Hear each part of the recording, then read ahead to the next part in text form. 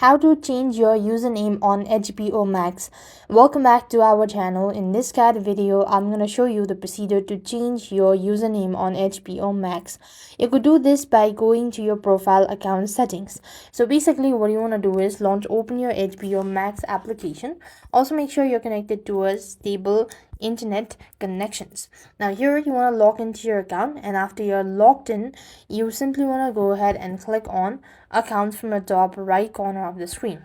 Once you click on account from the top right here, you'll be able to find your detailed information. So there you have name. So right next to it, you could see a small pencil icon. You click that out, and if you want to change your name, you want to go ahead and type in your first name that you want to replace it, and the last name that you want to replace it.